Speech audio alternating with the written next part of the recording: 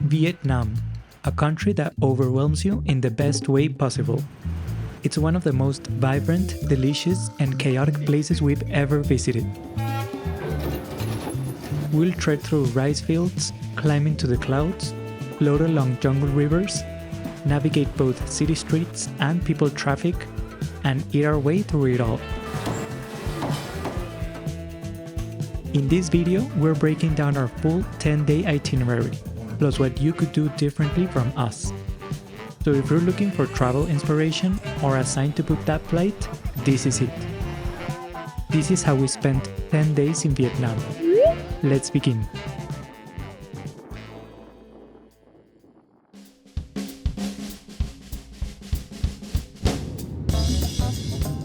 We made it to Hanoi. We're staying in the Old Quarter, about 45 minutes from the airport by taxi. We arranged the pickup beforehand. As we got closer to the Old Quarter, chaos slowly reveals itself, and you can't help but glue your eyes to the window.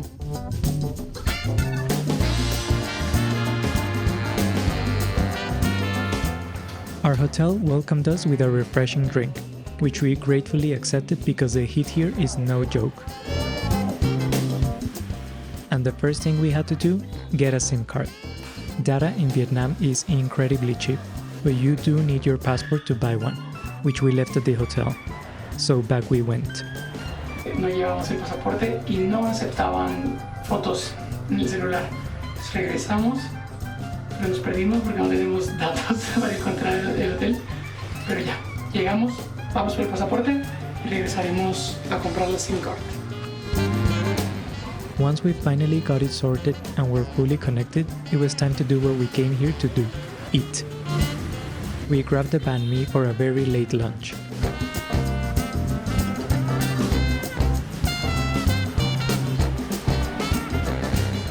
You know you've truly arrived in Vietnam, and maybe in life, when you're sitting on a tiny stool waiting for an auntie to prepare a banh mi just for you. Primer banh mi.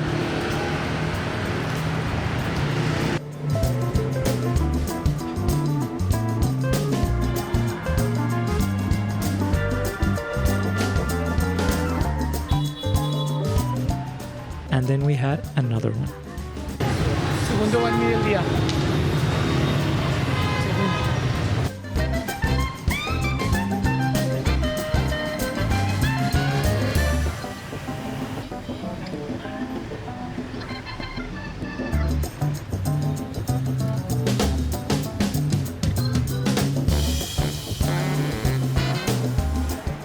Next up, coffee. An egg coffee. A must-try drink when you're in Vietnam.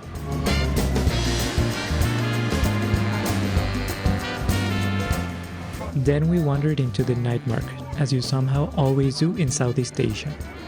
This one was particularly busy.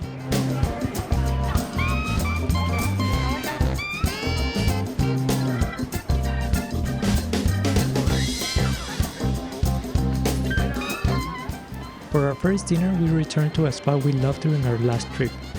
As they say, it's street food at its finest, the best of Hanoi. Bún Chả, grilled pork, rice noodles, a flavor-packed broth, and a mountain of fresh herbs.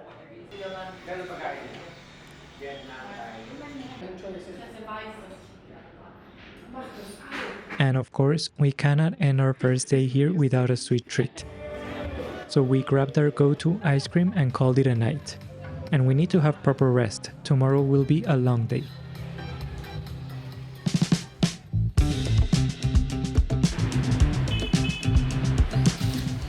Day 2 started early, and with coffee of course.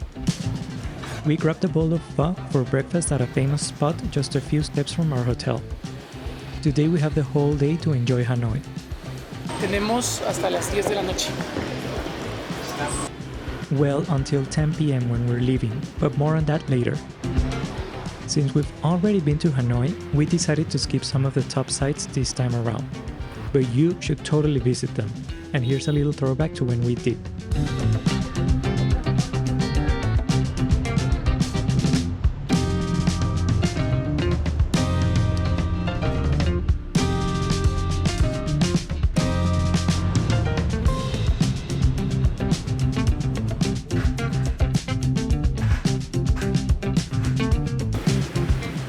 We spent the day hopping between cute coffee shops, visiting Hanoi's largest covered market, Dongguan Market, and enjoying more street food.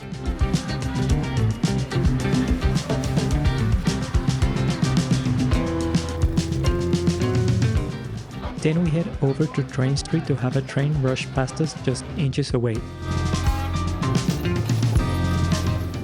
And later grab a dry noodle dinner. Mixture of the day? Check.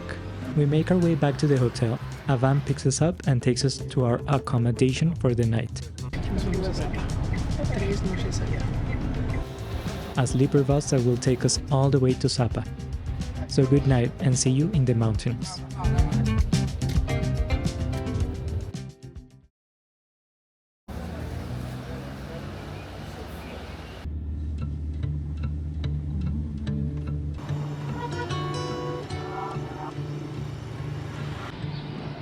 After a not so restful night on the sleeper bus, we arrive in Sapa at 6 a.m.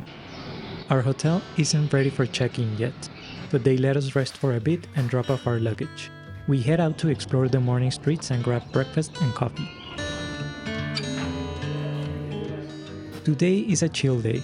Last night's transfer definitely left us beat, but that doesn't mean we won't be mesmerized by the views of the rice fields.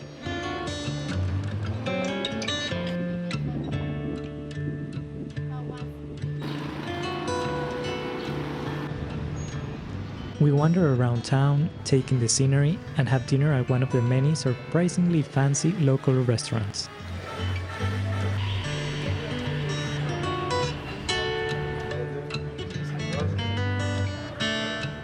Mixture for the day? Absolutely. Tomorrow we start exploring Sapa for real.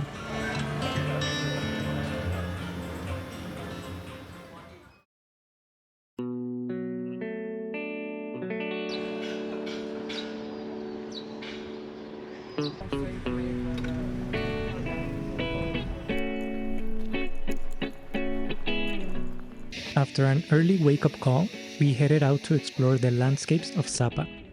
We booked a guided trek through the Muanghua Valley and several local ethnic villages. Doing a guided tour is the best way to experience this area. Your local guide becomes a source of stories, context, and help on the trail.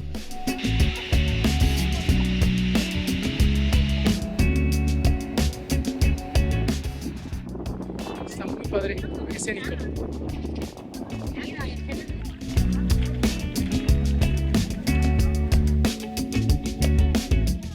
I also fulfilled my dream of seeing water buffaloes in the flesh. A quick tip: bring sunscreen and sun protective clothing, because this trek is 6 hours under direct sun and depending on the season, it can be intense.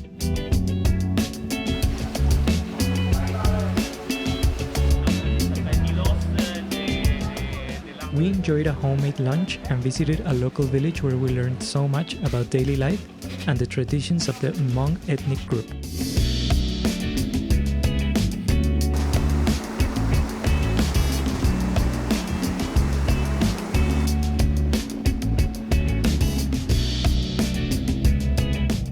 Later, a van brought us back to Sapa.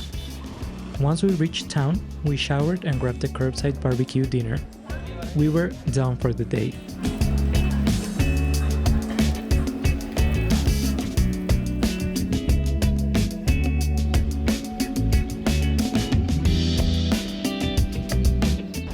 A new day in Sapa, and the clouds were already rolling in. The day had finally arrived. We were going to climb the highest peak in Vietnam. Normally, it takes 2 full days of intense trekking to reach the summit, but we're doing it the easy way. We were a bit nervous. The fog was extra heavy, but after waiting it out in a cozy cafe with a view, we set out to begin the ascent. We couldn't leave Sapa without riding its famous mountain train.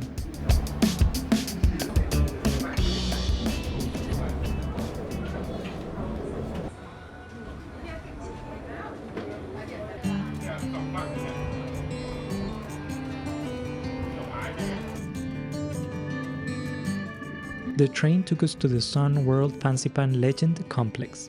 a huge area filled with cultural, spiritual, and culinary attractions.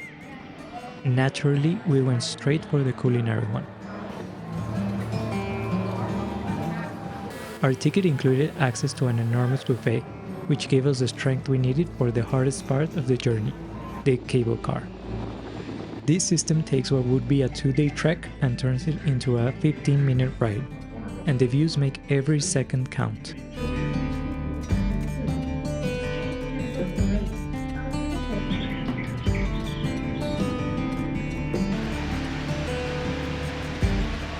At the top, the Fansipan spiritual complex is filled with monasteries, pagodas, and a giant Buddha statue. All of it sitting above, or should I say, in the clouds?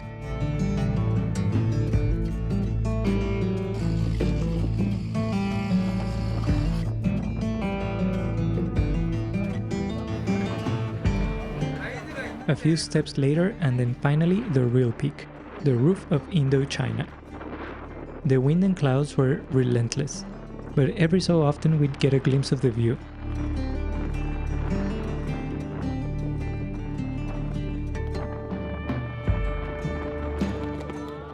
The whole journey was absolutely worth it in our opinion, and rain or shine, cloudy or clear, this is a must-do in Sapa. After we'd had enough of being blasted by the wind, we came back down and rewarded ourselves with, you already know it, our daily mixue. And this time we went for the big one.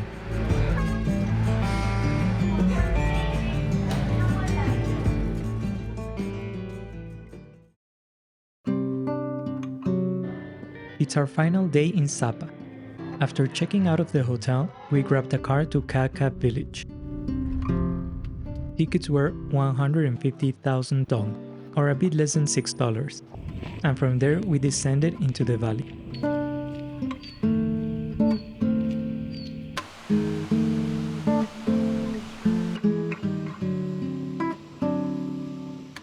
Último día en Sapa y vinimos a la Cat Village. Está justo ahí detrás. Tenemos que caminar un poquito más para llegar. Pero está lloviendo, aunque no parezca que está lloviendo, sí está lloviendo. The whole place feels like stepping straight into a fairy tale. Waterfalls everywhere, flowers lining the paths, and that old world charm that makes the village feel frozen in time.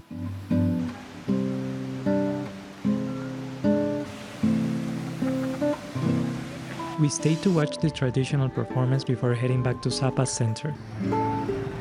By then the fog had thickened even more, adding to the town's mystical atmosphere.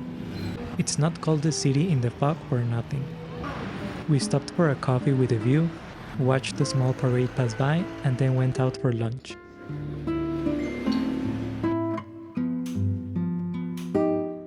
The broth we had might just be one of the best we've ever tasted.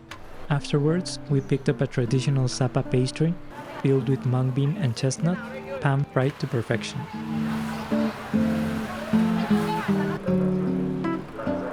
With that final snack, we said our goodbye to Sapa.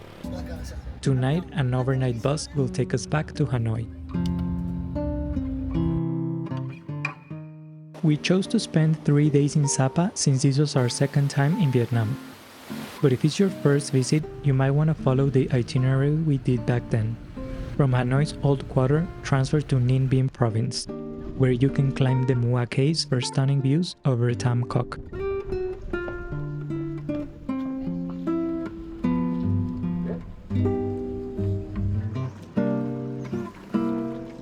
Afterwards, you'll float through Trang An on a wooden boat before checking in for the night at a tranquil bungalow.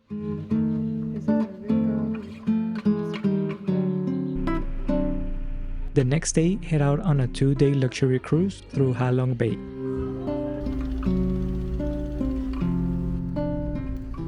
Ours included several activities depending on the weather. After 1 or 2 nights on the bay, you'll return to Hanoi to continue your adventure.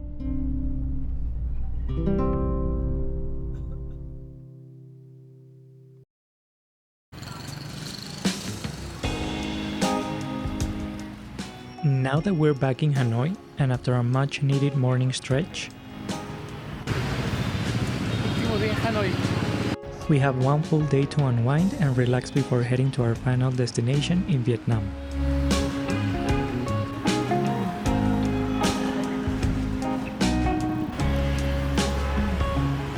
We decided to take it slow, relaxing, drinking coffee at cute cafes,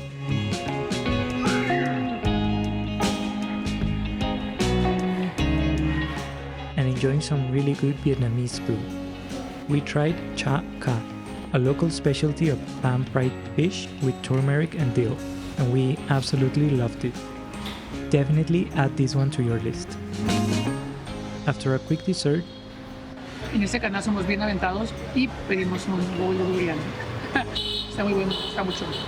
we made our way to the airport.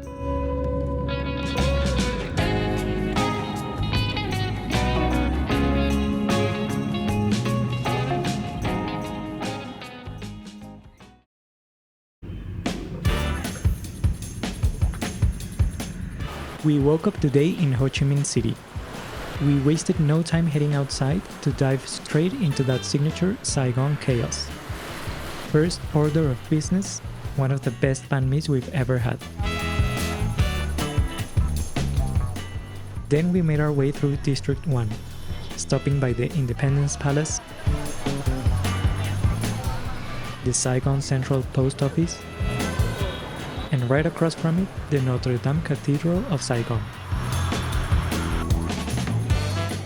We wandered into Ho Chi Minh City Book Street and then toward the Cafe Apartments, where we explored a bunch of charming cafes stacked on top of each other.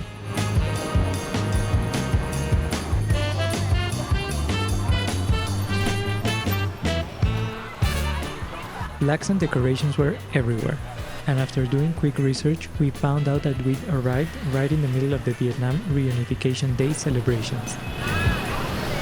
Nos regalaron esta banderita. So this is why the city felt extra festive and extra crowded. By the afternoon, we headed up to the Saigon Skydeck to catch sunset views over the city. And after nightfall, we made our way through the bustling Ben Thanh Market.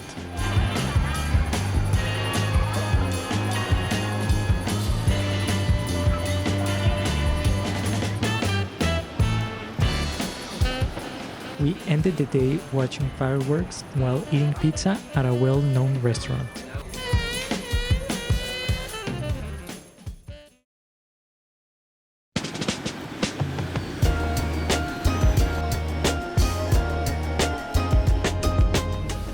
Day 9, we left the city behind. We joined a shared tour to the Cu Chi tunnels and the Mekong River Delta.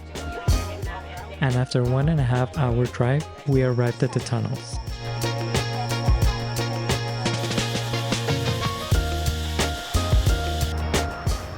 Here, we learned about the underground network used during the Vietnam War, saw the infamous traps, and even crawled through a section of the tunnels ourselves.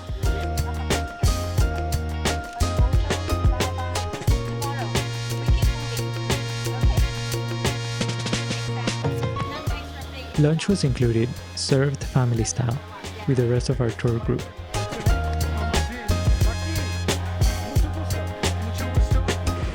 In the afternoon, we continued toward the Mekong River, where we spent the day exploring the different islands and getting a small glimpse of what life along the delta is like.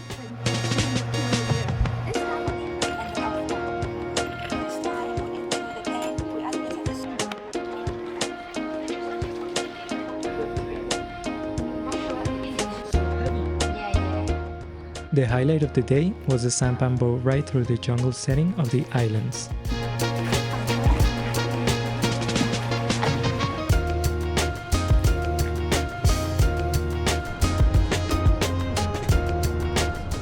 After a long drive back to Ho Chi Minh City, we wrapped up the night with a nice dinner and dessert.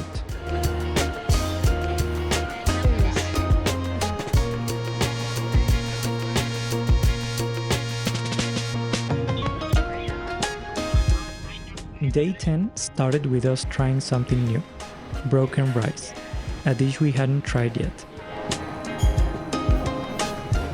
And because apparently we can never have too much coffee, we headed to yet another cafe apartment complex. This one was more low-key, more hidden, and the cafes were tucked away behind unmarked doors. Of course, we had to try a few.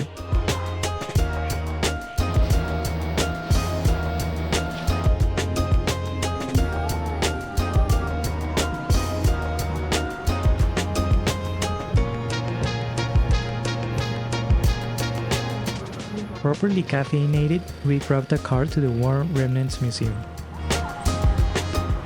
where we learned about the devastating realities of the Vietnam War.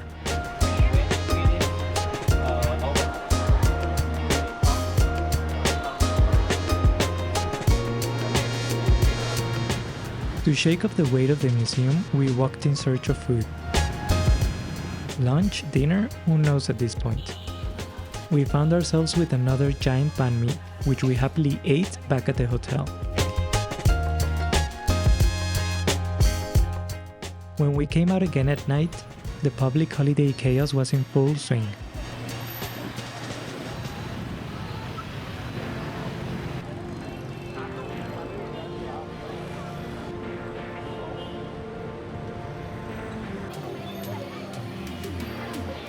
People from all over Vietnam had traveled to the city for the reunification celebrations.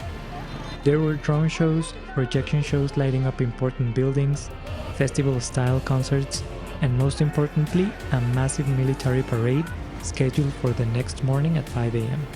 People were already saving their spots along the streets.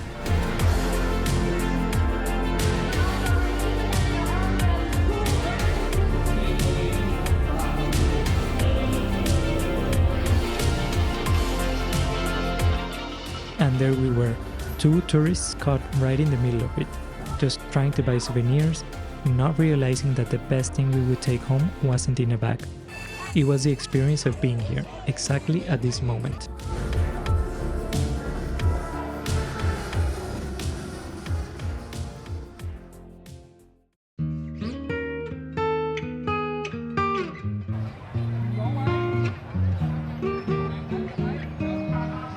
Okay, maybe we lied. It wasn't a 10-day itinerary, but an 11-day one. This is officially our last day in Vietnam. Our flight leaves in the afternoon, so we woke up extra early hoping to catch the military parade. In the end, we mostly saw people watching it. Back at the hotel, we had breakfast and watched the parade properly on TV. Se acabó el viaje. Ya nos vamos hoy de regreso a Alemania.